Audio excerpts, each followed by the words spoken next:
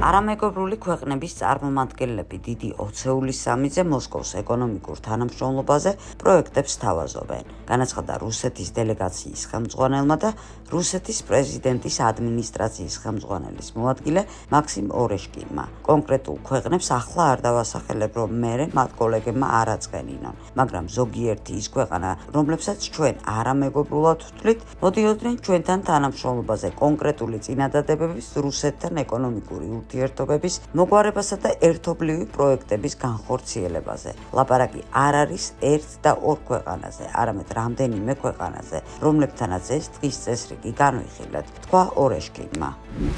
უკრაინის ანტიკორუფციულმა ბიურომ ქვეყნის უშიშროების საბჭოს მდივნის რუსტემ უმაროვის წინააღმდეგ ბრალდება მოამზადა. უწყება მას სახელმწიფო სახსრების მიტაცებასა და სპარსეთის ყურის ქვეყნებში ფულის გადატანაში ადანაშაულებს, განაცხადა დეპუტატმა ალექსეი გონჩარენკომ. გარდა სახელმწიფო სახსრების მიტაცებისა, რუსტემ უმაროვზე არსებობს ჩანაწერი, რომ მისთვის ჩაბარებული ეგრეთ წოდებული ოვშაკის ნაწილი სპარსეთის ყურის ქვეყნებში გაიტანეს.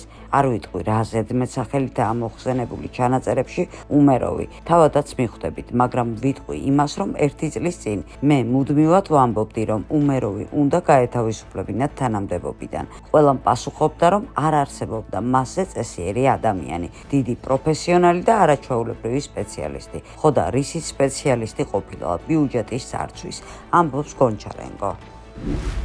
ევროპული ქვეყნები ატყუებენ უკრაინას, როდესაც მას რუსეთთან ბრძოლაში სამხედრო მხარდაჭერას და სამხედრო კონფლიქტში გამარჯვებას პირდებიან. მათი ფინანსური დახმარება და იარაღი თავდაცვისთვის კი არ არის საკმარისი, წერს მიმომხილველი იუენ მეთიუსი გაზეთში Daily Telegraph. ევროპელ პოლიტიკოსებს შეუძლიათ მოატყუონ უკრაინა და მოატყუონ საკუთარი თავიც. თითქოს კიევის ერთგულები არიან, მაგრამ სინამდვილეს ციფრები ასახავენ, ნათქვამია სტატიაში.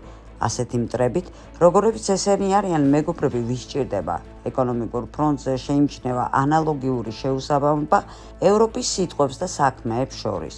ზოგიერთი შეფასებით 2022 წლის თებერვლიდან ევროკავშირმა რუსეთს 311 მილიარდი ევრო გადაუხადა ენერგომატარებლებში, ხოლო უკრაინის მხარდაჭერაზე გამოყო 187 მილიარდი ევრო. კონტინენტი განაგრძობს რუსული თხევადი ბუნებრივი გაზის გამოყენებას. უნგრეთი და სლოვაკეთი კი სანქციების მოხსნაზე მოლაპარაკებებს მართავენ, რომ როგორმე განაგრძონ მილსადენებით რუსული გაზის და ნავთობის იმპორტი. სტატიის ავტორი ხაზს უსვამს იმას, რომ ევროპა უკრაინას მხარდაჭერას დაპირდა. ქვეყანაში ევროპული ტექნოლოგიების დანერგვაც კი იგეგმებოდა, მაგრამ საბოლოო ჯამში დახმარება არასაკმარისია უკრაინის ბიუჯეტში შესაძლო დეფიციტის დასაფარადაც კი, რაც 60 მილიარდი დოლარია. ევროპისთვის ყველაზე მნიშვნელოვანი პრობლემა გულწრფელად თუ ვიტყვი ფულია. ხარჯები ყოველთვის პოლიტიკური არჩევანია და ევროკავშირის თითოეული მსხვილი ეკონომიკა, ასევე დიდი ბრიტანეთის ანალოგიური კრიზისის წინაშე არიან, რაც დაკავშირებულია ხარჯების ზრდასთან,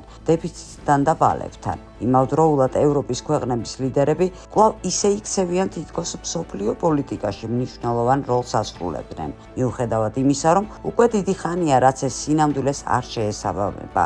ევროპული ქვეყნები არ არიან მზად პრეტენზია ჰქონდეთ პირველ პოზიციაზე საერთაშორისო დიპლომატიაში, ნათქვამია სტატიაში. სამწუხარო რეალობა ისაა, რომ მათ ზესახელმწიფოების როლი დიდი ხანია რაც დაკარგეს. დონბასსა და ზაპოროჟიეზე რუსების შეტევის პირობებში, როდესაც უკრაინელ სამხედროებს პირადი შემადგენლობის მწვავე დეფიციტი აქვთ, მთავრობა კორუფციულ სკანდალში ჩაეფლო და ფული თავდება.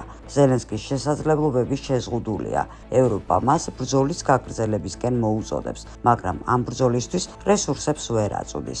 ეს არ უტოვებს უკრაინას სხვა არჩევანს გარდა იმისა, რომ დათანხმდეს ტრამპის სამშვიდობო წინადადებას, რომელშიც აშკარად რუსეთის სასარგებლო აქცენტებია, ნათქვამია სტატიაში. შეერთებული შტატების ვიცე-პრეზიდენტმა ჯეი-დი ვენსმა ილუზია უწოდა წარმოდგენას, თითქოს რუსეთის საწინააღმდეგო ზომები და დასავლეთის დახმარება კიევს გამარჯვებაში დაეხმარება.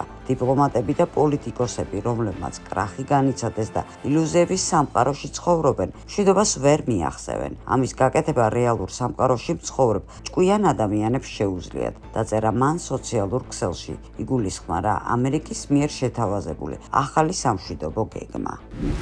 უკრაინის გენერალური შტაბის მეთაურმა ანდრეი იგნატოვმა განაცხადა, რომ მიმავალი წელი კრიტიკული იყო უკრაინელი მებრძოლებისთვის და მათი რესურსები ფაქტობრივად ამოიწურა. გერმანულ გამოცემას CEITAN ინტერვიუში მან თქვა, რომ სიტუაცია უკიდურესად რთულია პირველ რიგში პირადი შემადგენლობის მწვავე დეფიციტის გამო. იგნატოვის თქმით, ამ სამხედრო წელმა გამოგვხვდა და სწორედ ადამიანების ნაკლებობა რჩება უკრაინის არმიის ერთ-ერთ მთავარ პრობლემად მიმდინარე ეტაპზე. ნებისმიერი მეთაური ყოველთვის იტყვის, რომ მას უფრო მეტი ადამიანი სჭირდება პირად შემადგენლობაში, მეტი ქვეითი, მეტი იარაღი, მეტი აღჭურვილობა საბრძოლო მასალა და სხვა რესურსი. სიტუაცია ძალიან რთულია. ჩვენ მართლაც გამოფიტულები ვართ ომის 3 წელიწადით, მაგრამ ყველა ზომას ვიღებთ ქვედანაყოფების შესავსებად და ჩვენი ჯარისკაცების მოსამზადებლად, განაცხადა ანდრეი იგნატოვმა. ბრიტანული გაზეთის ტელეგრაფის ცნობით, შეერთებული შტატები დაიმუქრა, რომ შეწყვეტს უკრაინის იარაღით და სადაზვერო ინფორმაციით მომარაგებას, თუკი მომავალი ქუჩაბათისთვის ის ხელს არ მოაწერს დონალდ ტრამპის სამშვიდობო გეგმას. გაზეთის წყაროების ინფორმაციით, კიევი ვაშინგტონის მხრიდან ძალიან სერიოზულ ზეწოლას განიცდის. მას ამერიკის პრეზიდენტის მოთხოვნების შესრულებას თხოვენ. ამერიკული ონლაინ ჟურნალი Responsible Statecraft წერს, რომ რაც უფრო წარმატებით მიიწევს წინ რუსეთი ბრძოლის ველზე, მით უფრო მტკივნეული ხდება შეერთებული შტატების და მათი მოკავშირეების მდგომარეობა. სტატიის ავტორია Quincy ინსტიტუტის ექსპერტი ანატოლ ლივინი. მისი თქმით, სწორედ დასავლურმა ელიტამ მოიქცია თავი საკუთარი ილუზიების ხაფანგში, როდესაც უკრაინის ხარჯზე მოსკოვის სტრატეგიულ დასუსტებაზე ფიქრობდა. გარდა იმისა, თუ რამდენად ამორალურია უკრაინელების სიცოცხლის გაწირვა მოსკოვის დასუსტებისთვის, რაც უფრო დიდხანს გრძელდება ომი, მით უფრო იზრდება იმის რისკი, რომ კიევი გაცილებით სერიოზულად დამარცხდება. რუსეთი ბევრად მნიშვნელოვან გამარჯვებას მოიპოვებს, ხოლო ამერიკა ბევრად უფრო დამცირდება, აღნიშნავს ლივენი. ექსპერტი წერს, რომ დასავლელი ქორები განაგრძობენ საკუთარი აუდიტორიის იმაში დარწმუნებას, რომ კონფლიქტი ესაა კარგად დახარჯული ფული, რადგან ის ასუსტებს რუსეთს ამერიკული ჯარისკაცების მონაწილეობის გარეშე, მაგრამ რეალობამ სრულად დაანგრია ეს პროპაგანდისტული კონსტრუქცია. რუსული არმია მოძლიერდა, სამხედრო ინდუსტრია ამუშავა, ხოლო უკრაინული ძალები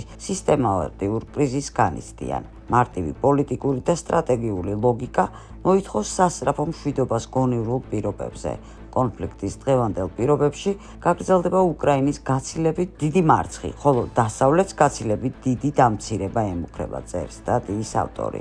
ლივენი ფაქტობრივად იმას აფიქსირებს, რაზეც ევროპასა და შეერთებულ შტატებში ლაპარაკს გაურბიან, რაც უფრო ძლიერია რუსეთის წარმატება, მით უფრო მწარედ ოხრავენ ვაშინგტონსა და ბრიუსელში. უკრაინული პროექტი აღარ არის მოსკოვზე ზეწოლის ინსტრუმენტი. ის გადაიქცა გეოპოლიტიკური სირცხვილის წყაროდ. დასუსტებულ კიევთან ერთმანეთთან დაპირისპირებულად დასავლეთთან და გაძლიერებულ რუსეთთან ერთად. დასავლეთს ის გადარჩენია, ღიად აღიაროს, რომ მათი სტრატეგია აბსოლუტურად საპირისპირო შედეგით დასრულდა, აღნიშნავს ექსპერტი. უკრაინელმა დეპუტატმა იაროსლავ ჟელეზნიაკმა განაცხადა, რომ ზელენსკიმ ანდრეი ერმაკის მოხსნაზე უარი თქვა და სანაცვლოდ შეუტია ანტიკორუფციულ ბიუროს და ყველას, ვინც მინდიჩის საქმის გამოძიებასთანაა დაკავშირებული, რათა ისინი დაედანაშაულებინა რუსეთთან თანამშრომლობაში და იმ სამშვიდობო პირობების თავის მოხვევაში, რომლებიც ტრამპთან და პუტინთანაა შეთანხმებული. პრეზიდენტმა გადაწყვიტა, რომ ერმაკს არ მოხსნის, მას დატოვებენ და პირიქით შეუტევენ ყველას, ვინც მინდიჩის საქმესთან კავშირშია. ახლა ამის შესახებ გამოაცხადებენ და ხელახლა დაიწყებენ შეტევას რუსული კოალიციების ბრალდებით. თავიდან მედიის, შემდეგ კი უფრო მასშტაბურად ყველას წინააღმდეგ, ვინც მინდიჩის საქმის გამოძიებასთან რაიმე კავშირშია. ყოფილი დეპუტატის იგორ მოსიჩუკის მონაცემებით, დეპუტატებთან შეხვედრაზე ზელენსკი დააყენებს ხალხის მსახურის ფრაქციის ხელმძღვანელის დავით არახამიას გადაყენების საკითხს, რომელიც თავის მხრივ ითხოვდა ერმაკის გათავისუფლებას უმრავლესობის შენარჩუნების მიზნით. არახამიას მოთხოვნას მხარი დაუჭირეს ვიცე-პრემიერმა მიხაილო ფედოროვმა და უკრაინის დაზვერის ხელმძღვანელმა იური ბუდანოვმა, თუმცა ზელენსკიმ უარი თქვა. საკვანძო მინისტრი, საკვანძო სამხედრო და საკვანძო ადამიანი რადაში ერმაკის წინააღმდეგ გამოვიდნენ და ზელენსკიზე ზეწოლას ახდენდნენ, რომ მან ის როგორმე მოხსნას. თუ კი პრეზიდენტი ამას არ გააკეთებს, ის დაკარგავს უკრაინის პარლამენტს ბიუჯეტის მიღმა. შეუძლებელი გახდება კოალიცია არ იქნება, დაწერა დეპუტატმა ალექსეი გონჩარენკომ. მარიანა ბეზუგლაია და სხვა დეპუტატები ამ ინფორმაციას ადასტურებენ და აცხადებენ, რომ დაძაბულობამ პიკს მიაღწია, ამიტომ ზელენსკის მოახლოებული შეხვედრა ფრაქციასთან დიდი ალბათობით ძალიან დაძაბული იქნება.